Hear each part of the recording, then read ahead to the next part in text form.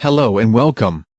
We are here today to find out a little more about the rights guaranteed by the First, Fourth, 10th, and 14th Amendments. So let's get to it, shall we? First things first, a little quiz on the First Amendment. See if you can fill in the blanks with the 5 freedoms guaranteed by the First Amendment. Everyone ready?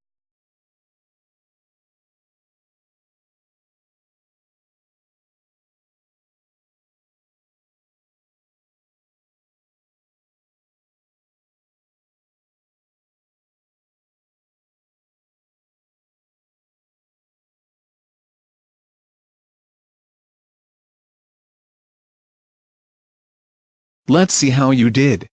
Congress shall make no law respecting an establishment of religion, or prohibiting the free exercise thereof, or abridging the freedom of speech, or of the press, or the right of the people peaceably to assemble, and to petition the government for a redress of grievances. So, how did you do? Let's take a minute to look at each of these freedoms a little more closely, shall we? Freedom of religion comes in 2 parts.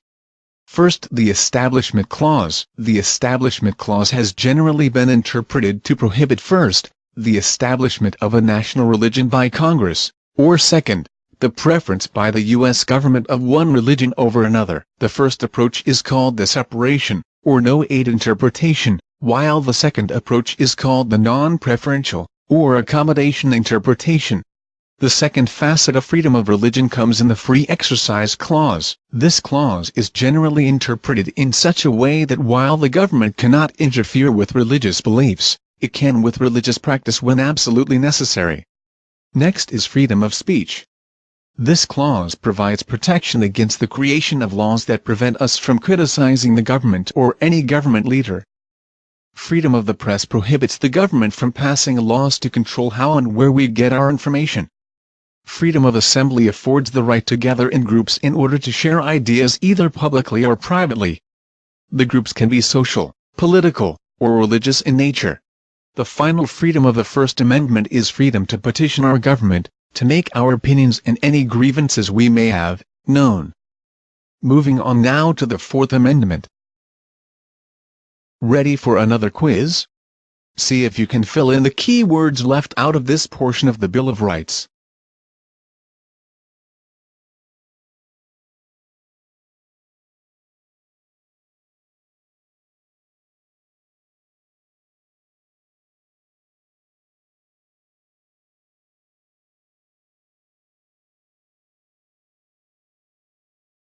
Let's see how you did.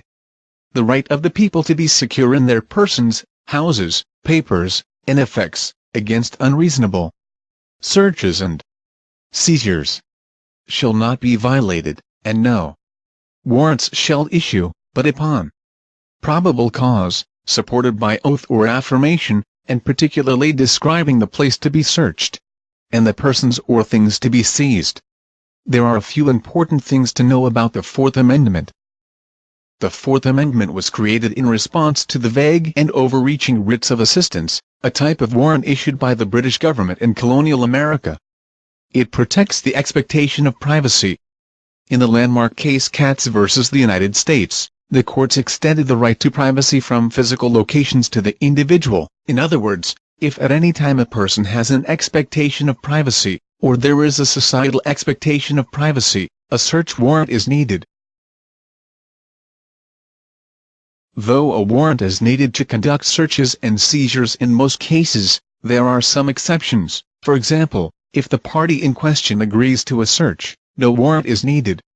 Additionally, if an item is in plain view or in an open field, no warrant is necessary. Also, if getting a warrant is deemed impractical or dangerous, this can be labeled as exigent circumstances, and the warrant can be bypassed. There are other exceptions, but perhaps one of the most important to educators was determined in the 1985 case New Jersey versus TLO. In that case, the Supreme Court ruled that searches in public schools do not need warrants, as long as the searching officers have reasonable grounds to believe that the search will result in the finding of evidence of illegal activity.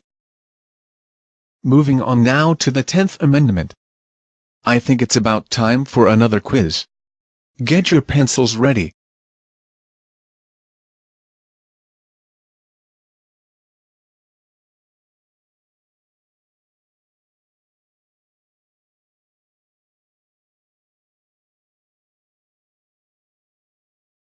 Ready to see how you did?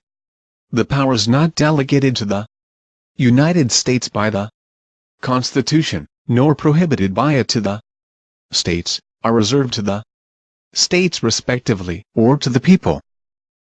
This amendment is known as the Reserved Powers Amendment. Basically, if a power is not expressly given to Congress within the list of powers, then that power falls to the states. This amendment is what gives states power over education. And now, last, but certainly not least, we come to the 14th Amendment. This amendment was passed following the Civil War. There are 5 sections, but the most important by far is the first section. It begins as follows: all persons born or naturalized in the United States, and subject to the jurisdiction thereof, are citizens of the United States and of the state wherein they reside. So if you're born in the U.S., you're a U.S. citizen. Pretty simple so far. Let's keep going. No state shall make or enforce any law which shall abridge the privileges or immunities of citizens of the United States. And now the final section. Did you think you were going to get to bypass a final quiz? Think again. See if you can fill in the blanks in this doozy of a clause.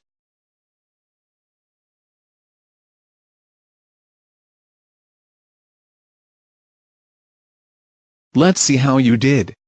Nor shall any state deprive any person of life, liberty, or property, without due process of law, nor deny to any person within its jurisdiction the equal protection of the laws.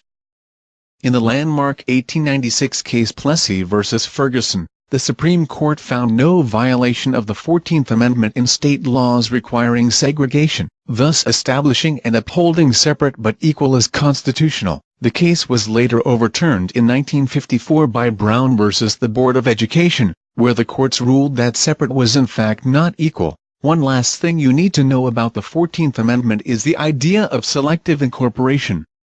The Bill of Rights was written as federal law. It wasn't until the 14th Amendment dictated that the states would have to submit to the ideas of due process and equal protection under the law that the states became bound. Since then, the 14th Amendment has been used as a bridge to selectively incorporate other rights to the states, including the amendments previously discussed. Well, we've reached the end of our time together. I hope you learned a little more about the 1st, 4th, 10th, and 14th Amendments. Thanks for watching.